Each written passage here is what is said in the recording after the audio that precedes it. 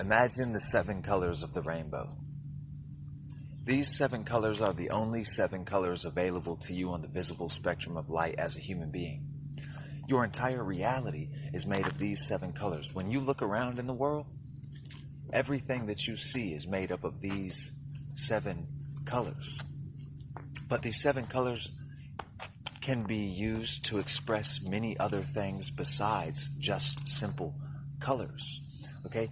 These 7 colors could represent the 7 musical notes in an octave. They could represent the 7 planets, the 7 days of the week, the 7 food groups, right? The 7 chakras, the 7 hermetic principles.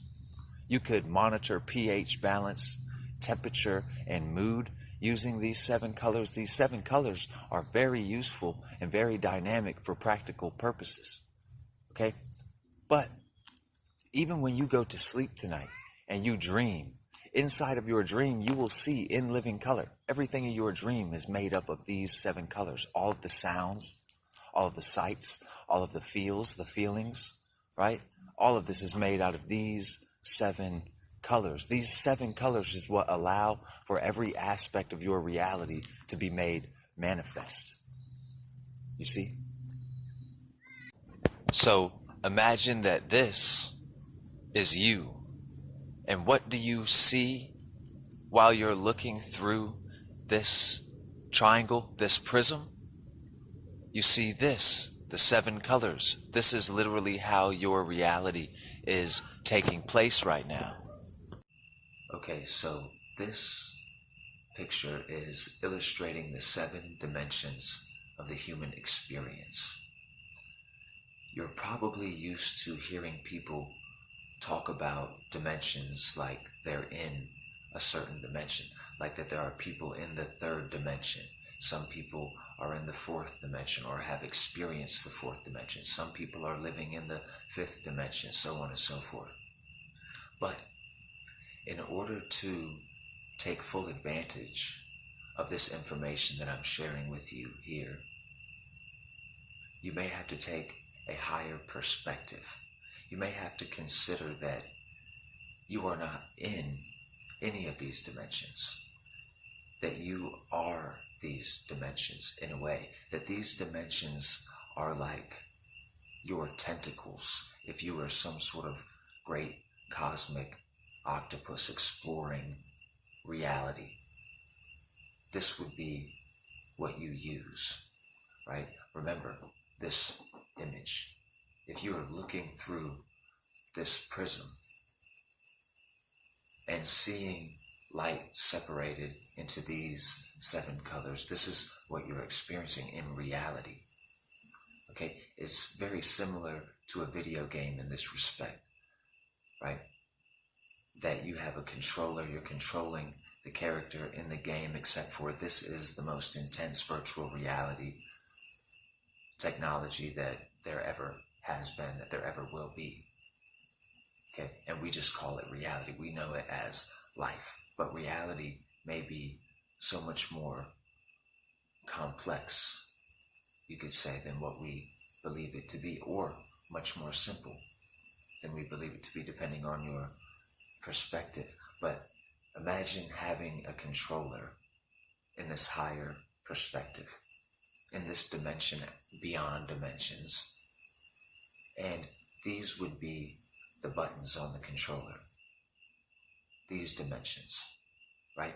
And so you would have to learn what each one of these buttons do, how they interact with one another, right? The various combinations. Remember, reality is made of these colors in various shades, grades, and combinations. So you would have to learn all of the different combinations with the buttons, right? How to interact, how to explore, how to form, create. You understand? So the more in depth you get with this, the better you will be at playing the game. And the better you are at playing the game, the more likely it is that you will experience the desired results from the game, you could say. Right? And I'm not saying that life is a game.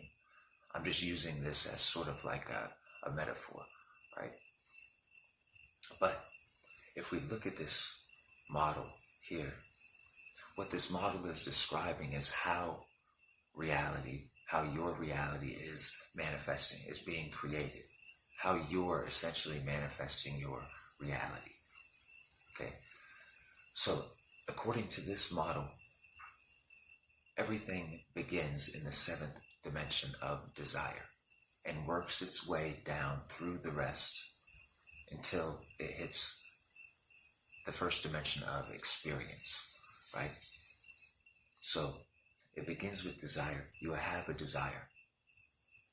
Because of this desire, thoughts will emerge, okay? Because you have thoughts and desire, these two will combine and create choice. Now you have a choice in thoughts, right? You have thoughts to choose from. You will choose the ones that are aligned with your desire. See, so this opens up the fifth dimension of choice. And when these three combine, the choices in thoughts, now you're experiencing ideas. You are thinking of ways to experience that desire. You're thinking of the desire. This sets in place certain parameters and possibilities of how this can come about. And now that these parameters, these limits have been set, now it's possible for these things to take place in the third dimension of events. This dimension that you're in right here, where it seems like events are happening in front of you. All right. Now that events have happened in front of you, it's possible for you to interpret those events. And based on that interpretation, you will get your experience. You see? So from desire arises thought. Out of thought arises choice. When these three combine, they create limitations, possibilities, right?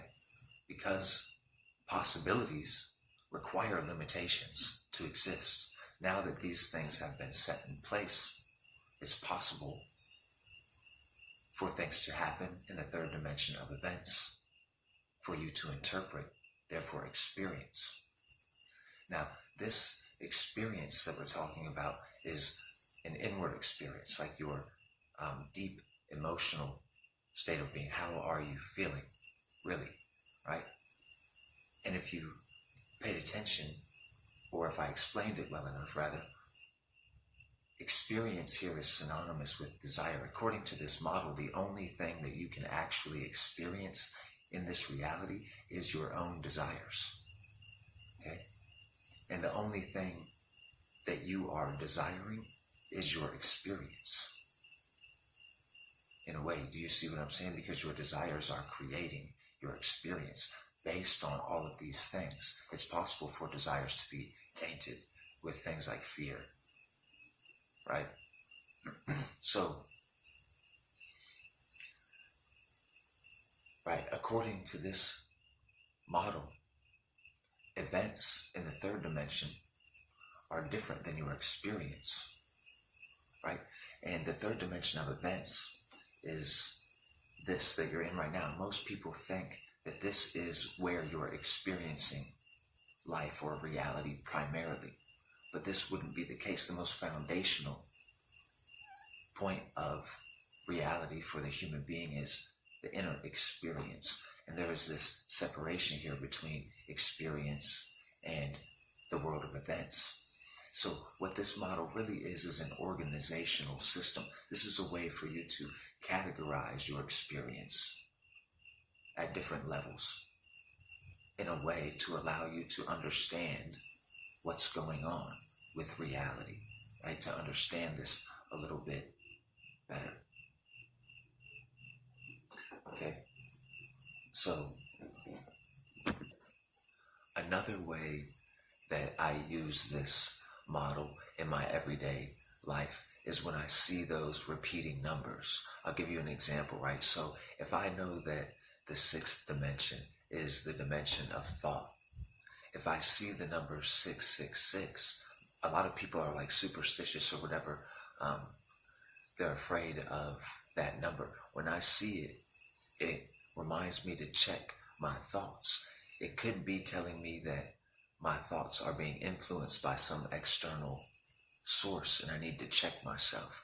You see what I'm saying? Or you know how a lot of people um, see people do like this hand sign, and they say it means 666. When I see people do this, when I commonly see people do this, it reminds me that these people are trying to influence me in some way, shape, or form. You know what I mean? Influence my thoughts. That they're essentially like some sort of handler, you could say, an influencer. You know, and a lot of people do that subconsciously. But you think about how people use this like a selling point. This is the best thing ever. You see what I'm saying? So um, this is how I use it kind of in practical terms. Or if I see 555, I need to pay close attention to the choices that I'm making. And the choices that I'm referring to are much more than the choices of just in this world of events, but also the choice in my inner experience, my choices of thoughts, my choices of the possibilities and limitations that I place on the world of events, and my interpretation of it all. You see? Anyway, I don't want the video to go too long, but I hope that you enjoyed it. I hope that it made sense. This idea is sort of hard for me to put into words to explain, but I hope that it generates further thoughts for you, right? Until next time, I hope you continue to free your mind.